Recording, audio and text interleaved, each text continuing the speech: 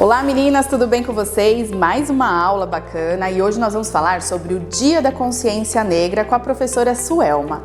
Deixe suas curtidas, seus comentários aqui e nos vemos na próxima aula. Um beijo!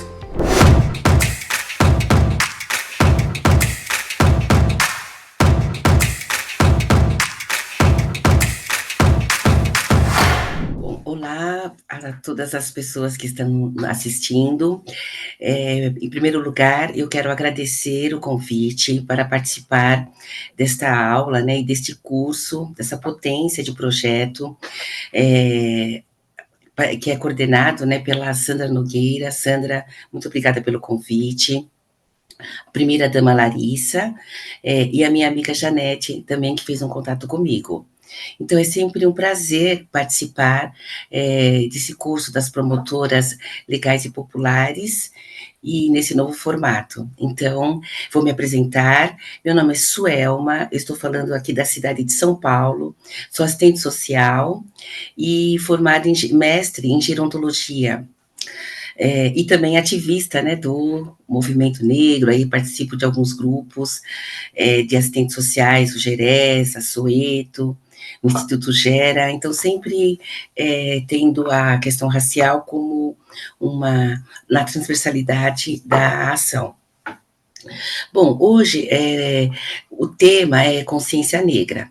Então, o mês de novembro, né, ele proporciona essa discussão, e eu vou, assim, fazer um pouquinho de um percurso na história para a gente entender o porquê da necessidade de uma data, né, e dessa paralisação, um dia de reflexão, significado, né, do 20 de novembro. Tem uma lenda, né, africana, que ela nos remete ao símbolo de um pássaro, o sankofa, que ele diz que é importante olhar o passado para entender o presente e pensar o futuro. Então, por isso que eu vou voltar um pouquinho no passado, para a gente entender o porquê esse nosso presente, porque ainda falamos, século XXI, do mês da consciência negra e consciência negra. Bom, então voltando em qual passado, né? Qual é o meu marco? É o período da escravidão, né? Então, naquele período, foram instituídos no Brasil, as pessoas foram escravizadas, né? Vieram em situação de escravos, né? Lá de África, e foi instituído, então, algumas leis antes de chegar na Lei Áurea. E essas leis, elas já foram anunciando, então, a abolição. A primeira lei é a Lei Eusébio de Queiroz. A Lei Eusébio de Queiroz, ela proibia o tráfico de pessoas escravizadas no Brasil, né? Porém, o tráfico, mesmo até essa lei ter sido instituída, já estava sendo anunciado, né, principalmente por pressão da Inglaterra, mas o Brasil, ele continuou a traficar. Bom, então foi instituída essa primeira lei, Lei Eusébio de Queiroz, e o Brasil ainda continuou praticando ilegalmente, né, o tráfico. Então, por isso que a gente tem até uma expressão bastante utilizada, é lei para inglês ver. Ela vem dessa lei Eusébio de Queiroz, porque foi uma lei instituída, mas não foi praticada. Então, ela ainda durou mais de 20 anos, né, depois que a lei foi instituída, para a eliminação total, né, do uso da mão de obra de pessoas escravizadas. A segunda lei foi a lei do ventre livre. Ela foi instituída em 1871. Então, essa lei dizia o quê? Que todas as mulheres escravizadas dariam à luz a bebês livres, então os bebês nasceriam livres. Mas vejam, como um bebê nasce livre se sua mãe e seu pai, né, estão na condição de pessoas escravizadas? Então, foi uma contradição, né? E é interessante, trazendo um pouco desse passado, né, desta lei, para o que nós vemos hoje, a situação, né, de muitas crianças negras, né, que vêm de famílias em situação difícil e que essas crianças também ficam aprisionadas naquela situação de pobreza, extrema pobreza, né, em função da situação das mães. Nós temos um exemplo muito trágico, inclusive, do que aconteceu com aquela criança, né, chamada Miguel, que a mãe trabalhava como empregada doméstica no período da pandemia, e no momento que ela saiu para passear com os cachorros dos seus patrões, o Miguel foi colocado dentro do elevador, né, pela patroa, e ele acabou falecendo. Então, as nossas crianças negras, em função da situação das mães e pais, ainda vivem nessa condição, né, aprisionadas, e muitas perdem suas vidas. Então, a lei do ventre livre, ela, na verdade, não teve uma efetividade, né? E a outra lei foi a lei do sexagenário. O que dizia essa lei? Que as pessoas acima de 60 anos ficariam livres, mas teriam que pagar uma indenização ao seu proprietário. Então, vejam, dificilmente as pessoas, né, conseguiriam chegar aos 60 anos naquela condição de pessoas escravizadas, por todas as situações que eles passavam. E ainda assim, elas teriam que pagar a indenização e trabalhar mais um período nas fazendas, nas lavouras, para os seus proprietários. Então, se a gente remete também as pessoas idosas, né, que hoje muitas são forçadas a continuar trabalhando, porque tiveram uma vida durante a fase adulta, muitos não conseguiram se aposentar, né, então aquela regularidade do INSS, os adoecimentos. A gente lembra que a primeira vítima da Covid foi uma mulher negra idosa, né, que estava trabalhando, uma empregada doméstica no Rio de Janeiro. Então, a lei, eu estou fazendo assim um pouquinho do paralelo do passado para a gente, né, ver como que hoje a situação, ela, é óbvio, nós tivemos muitas mudanças, mas assim, para a população negra ainda é bastante afetada, né, pela sua condição de vida. Então, até depois da lei do sexagenário, aí que chegou, né, chegamos aí na Lei Áurea.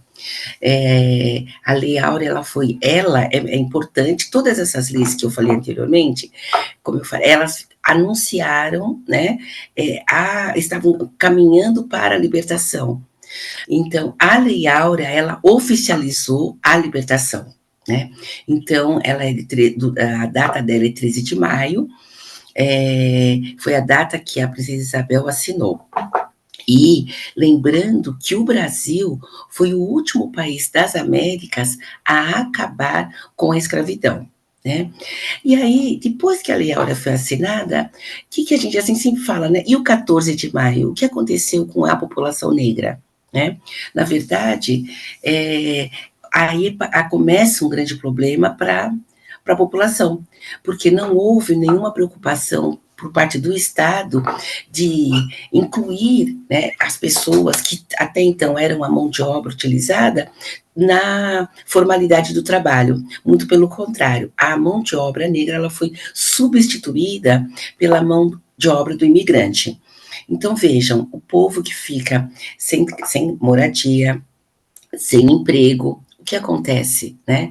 E é interessante também que as primeiras leis do Código Penal, as primeiras leis do crime, foram para a população negra. Então, se as pessoas a lei de vadiagem, era para quem? Se tem as pessoas que estão perambulando, é vadio, né? Então, é uma transformação radical na vida das pessoas, o que ocorreu, né, lá atrás, século XIX. Então, eu trouxe esse breve histórico, né, para a gente olhar, né, aquele passado e entender este presente, né, que vivemos hoje. Então, na verdade, a data do 13 de maio, o movimento negro passou a refletir que não temos o que comemorar. E isso foi um grande problema, porque nos livros didáticos, né, esta data é a data que, para muitas pessoas ainda hoje, a abolição da escravatura, de fato, né, mas que ela trazia um constrangimento, porque a impressão os negros foram libertos, os livros não contam toda a luta, né, que houve para se chegar a esta data. Não se contava, por exemplo, a luta nos quilombos, né? A forma dos negros reagirem contra aquela situação de pessoas escravizadas, então, as fugas, os suicídios e tantas outras estratégias, né, para se sair daquela condição. Então, o que se passa no imaginário é simplesmente uma relação de subalternidade, de enfraquecimento, né? E que essa, então, essa é a função, né, do movimento negro, de recontar a história e revisitar a história, como a gente fala, né? Vamos colocar os pingos nos is. Então, no início dos anos 80, o movimento negro passou a comemorar, considerar o 13 de maio como a data que significa um Dia Nacional de Luta contra o Racismo. Então, esse é um marco muito importante, né? Dizer que o passado do 13 de maio, hoje é o Dia Nacional de Luta contra o Racismo. E exatamente para chamar a atenção, né, do que aconteceu nessa pós-abolição, que não garantiu condições reais, né, de participação da população negra na sociedade brasileira. Então, foi necessário muita luta, né, foi necessária muita luta de pessoas para a participação. Então, por isso que vocês vão ver muito repetir movimento negro, que esse movimento negro, ele tem várias etapas também, né, e que para nós, ele vem desde lá, da período da escravidão até os dias atuais, com muitas mudanças, né, na sua forma de intervir na sociedade. E depois, então, chegando, né, nessa data do Dia da Consciência Negra, que foi o 20 de novembro, ela foi instituída em 2011, então foi uma lei, né? Então, no sentido jurídico, o que é essa consciência? A consciência é não ser omisso, né, frente a algo que está acontecendo de errado, mas se indignar com o erro. Então, o Dia da Consciência Negra, o movimento negro de diversas cidades, eles vão às ruas, né, para marchar, para se manifestar contra o racismo e todas as formas de opressão, denunciar a discriminação racial vivida pela população negra e reivindicar políticas públicas que garantam qualidade de vida e bem-estar para toda a população, né? População negra, população trabalhadores, trabalhadoras, população indígena, todos aqueles que estão em situação de opressão, de discriminação. Então, essa data, ela vem de um grupo, né, ela vem lá do Porto Alegre, um grupo de gaúchos que estiveram à frente, né, e justamente por quê? Um dos objetivos foi discutir a proibição de entrada de negros e negras em clubes da capital, né, além de debater o racismo e a inserção de negros e negras em espaços de poder. Vejam que interessante, né, isso na década de 70, e hoje nós discutimos a inserção de negros e negras em espaços de poder, porque o olhar, né, de quem sofre determinada discriminação, ele muda a dinâmica de toda a sociedade. Então, se melhora para um grupo, vai melhorar para toda a sociedade, né? Então, ao longo do tempo, diversos coletivos e movimentos sociais foram se articulando, e a ideia de criar uma data, né, para a consciência negra foi tomando força nacional, de modo a estabelecer, então, o dia em que Zumbi dos Palmares, né, foi capturado, então, o líder do Quilombo dos Palmares, foi capturado, então, foi em 20 de novembro de 1695, então, é assim, só para dizer que o 20 de novembro é a data nacional, é fundamental, então, para revelar todas as desigualdades, a violência contra a população negra, que ainda está presente, né? Bom, aí a gente pensa, né, o que aconteceu, então, com ele? Tivemos a data, chegamos aqui século XX, hoje estamos no século XXI, e eu gosto muito de um pensamento, né, do professor Milton Santos, que ele fala, né, tem um artigo dele que fala da cidadania mutilada, Então, mutilada, que significa, né, uma cidadania cortada, né. Então, os negros e negras, né, no Brasil, vivemos uma cidadania mutilada. Então, ele diz, mutilada no trabalho. Então, a população negra, ela não é contratada para determinados cargos, né. Então, a gente pode perceber como é difícil receber o negro ou a negra receber uma promoção. Geralmente, nós estamos nos serviços mais pesados, que é clássico, emblemático, né? É a faxina, é o carregador, é o segurança, né? A cidadania mutilada na remuneração. As mulheres negras, principalmente, estão na base da pirâmide social, são as que recebem as piores remunerações. Nós temos o caso ainda atual quando a gente vê na mídia, né, o resgate de trabalhadoras domésticas idosas que vivem em situação análoga ao trabalho escravo. A cidadania mutilada na moradia. Então, a gente tem uma divisão territorial que é gritante, né? Então, espaços que são habitados majoritariamente por pessoas negras, né? E espaços que são habitados majoritariamente por pessoas brancas. Então, de acordo com o professor Milton Santos, a cidadania mutilada em relação aos baixos salários, cidadania mutilada em relação à moradia, cidadania mutilada em relação à saúde também. Então, nós temos o nosso Sistema Único de Saúde, o SUS, mas infelizmente sabemos que existe um gargalo, principalmente em relação aos tratamentos mais complexos. Pessoas ficam na fila, né, aguardando uma cirurgia, enfim.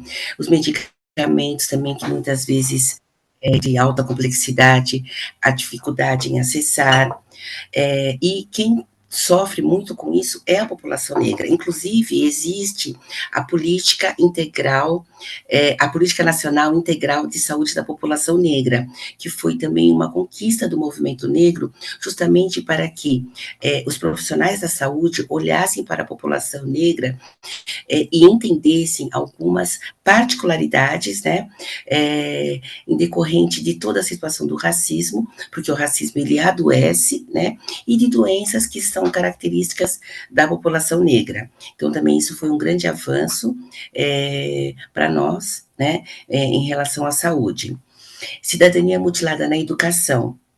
Então, nós sabemos que a qualidade do ensino público, muitas vezes, né, principalmente reforçando a questão dos territórios distantes, periféricos, onde muitas vezes os alunos não têm, por exemplo, um laboratório, acesso a esporte com uma quadra, enfim, com toda a infraestrutura necessária. E às vezes o aluno é desmotivado, inclusive, a voltar a estudar, né, a continuar os estudos. A evasão escolar entre jovens, entre adolescentes e jovens negros, ela é muito grande, por diversos assuntos, por diversos motivos que aqui eu não vou nem adentrar, mas é só para dizer que nós temos também essa cidadania mutilada no campo da educação. E lembrando do que eu falei inicialmente, em relação até aos próprios livros escolares, né, que retratam, que não contam a verdadeira história da população negra, do povo negro, algo que o movimento negro também tem feito com muita luta. E foi instituído, inclusive, no campo da educação, a Lei 10.639, depois ela foi atualizada para a Lei 11.645, que fala sobre a obrigatoriedade do ensino da cultura negra, cultura africana, na educação. E a 11.645 incluiu também a cultura indígena. Então, problematizar, como nós estamos fazendo aqui, né, falando sobre o Dia da Consciência Negra, falando sobre a consciência negra, o porquê, né, por que é necessário. E a cidadania mutilada, inclusive, no direito de envelhecer. Então, nós sabemos que, ao longo da vida, as pessoas vão passando, quem consegue envelhecer, né, ela chega no envelhecimento com muitas sequelas emocionais, sequelas físicas, né, e que, como eu falei, como a gente tem um trabalho mais pesado, muitas sequelas não são aparentes, e elas só vão, de fato, trazer essas consequências na velhice. É, só um parênteses antes de continuar falando dessa última dimensão, que é a dimensão do envelhecimento, a importância de toda essa luta do movimento negro, que institui, então, o 20 de novembro, nós também temos, por exemplo, a Lei K.O., que ela é de 1989, e ela torna o racismo um crime. Então, às vezes, muitas pessoas sofrem o racismo e não sabem como proceder. Aqui em São Paulo tem, inclusive, a delegacia, né, de crime raciais. Então, é importante, é um instrumento muito fundamental de proteção, né, a toda a população negra. E temos também o Estatuto da Igualdade Racial. O Estatuto ele é de 2010. Então, o Estatuto ele fala também, inclusive, na criação de políticas públicas para combater as desigualdades raciais, né? E também temos todas as políticas de ação afirmativa. A que ficou mais famosa são as leis de cotas nas universidades, e que também trouxe uma grande possibilidade de estudantes ingressarem nas universidades públicas. Então, são avanços, como eu falei, que são agora para o nosso presente, né? A geração presente está usufruindo e que vai ter um impacto muito grande nas próximas gerações. Muitas mulheres negras, inclusive, estão, né, um índice muito grande de mulheres negras que aumentaram o índice da educação, nível de escolaridade, por conta de todas as políticas, né, de ação afirmativa. Em relação a essa última dimensão, que é o direito de envelhecer, nós temos na filosofia, ela fala de dois tempos, né, que é o Kairos e o Cronos. O Cronos é esse tempo que nós vivemos, então as etapas da vida, os horários, nosso tempo do relógio, né? Horário para trabalhar, horário para dormir. E o Kairos é o tempo da experiência de vida, é o tempo, é o momento, são as oportunidades. Então, quando a gente pensa na dimensão do envelhecimento da população negra, é fundamental pensar no Kairos, porque esse tempo do Cronos, ele nos mutila, né? Como eu havia falado, ele nos adoece, ele nos mata. E o Kairos, ele é o tempo que nós temos para ter um bom viver, um bom envelhecer. E é isso que o movimento negro luta, né? Para um bom envelhecer. Então, por exemplo, as mulheres, o envelhecimento ele é o número de mulheres é o maior em termos de pessoas idosas. E as pessoas negras é um número menor de pessoas idosas. Nós não somos ainda as pessoas mais longevas. E é isso a gente percebeu, por exemplo, no período da Covid, as pessoas mais idosas, mais longevas, que começaram a serem vacinadas. Então, o grupo de pessoas negras que compõem o grupo de idosos mais jovens, demorou para receber a vacina. Então, por isso que é preciso a gente olhar para a sociedade e olhar as particularidades, né? Então, por exemplo, se a gente pega as mulheres negras, como será esse envelhecimento, uma vez que nós estamos na base da pirâmide, somos as que recebem os piores salários, que estamos nos piores cargos, né, nos serviços mais pesados. É preciso pensar nisso. Então, esse envelhecimento para nós, ele às vezes não existe o tempo de parar de trabalhar, porque nós não conseguimos ter a carteira registrada, né? Então, são períodos de desemprego, longos períodos de desemprego, são os trabalhos informais, né? Então, às vezes a pessoa trabalha de faxina a vida inteira e ela não teve o registro em carteira. Como que ela vai comprovar depois? Ela não vai ter uma aposentadoria. Enfim, nós precisamos olhar para a sociedade e olhar para a população, né, a população negra. Então, o Dia da Consciência Negra, a consciência negra, na verdade, ela é para toda a sociedade, para a gente pensar como as pessoas estão vivendo e envelhecendo, né. Nós temos a insegurança financeira, justamente, se você não tem uma aposentadoria, você passa a ter uma insegurança financeira. E essa insegurança financeira, inclusive, para a população negra, ela reflete nas gerações dos mais jovens. Então, a gente sabe que tem muitos adultos e também pessoas jovens desempregadas que vivem da aposentadoria dos mais velhos, né, que já conseguiram um salário mínimo com muito sacrifício, então ainda estão sustentando os seus mais novos. Essa é uma característica muito grande que a gente percebe hoje. Nós tivemos também um avanço quando, em 2015, teve a Marcha das Mulheres Negras, que reuniu mais de 50 mil mulheres em Brasília.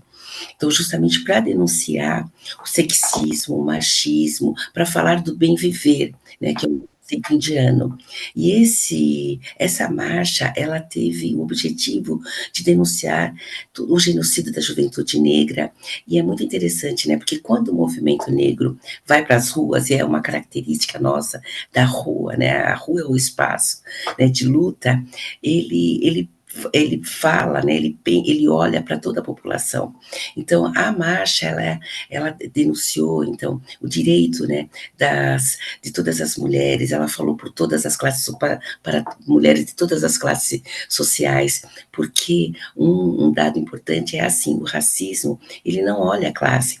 Então, eu estou aqui falando para vocês, não importa eu falar todo o meu currículo, né, porque eu vou ser afetada pelo racismo, assim como aquela mulher que está lá na faxina. O racismo atravessa todas as classes sociais, independente do lugar que nós ocupamos. Então, pensar no bem viver, pensar de como a dignidade desse viver, desse envelhecer, foi uma das bandeiras, né, de luta da Marcha das Mulheres Negras. Então, o novo movimento negro, ele apreende essa realidade, né, essas vivências pautadas na discriminação. Então, nós temos uma lupa muito focada para a sociedade, e é isso que nós pensamos, né, e que é isso que nós desejamos no 20 de novembro, que é a marca, né, mas que todos os meses do ano a gente tenha condições de viver com dignidade, com qualidade de vida, né, e esse bem viver e bem envelhecer. Então, acho que o 20 de novembro, essa consciência negra, que marcada por essa data, é para isso, é para que toda a população, toda a sociedade viva com dignidade, né, sem discriminação de nenhuma espécie. Então, acho que é um pouco isso, que é essa mensagem que eu queria deixar para todas vocês, e que a nossa luta continue, e que a gente consiga, de fato, comemorar, né, um novembro sem um dia que a gente não tenha que reivindicar, e apenas comemorar. Muito obrigada pela atenção de vocês.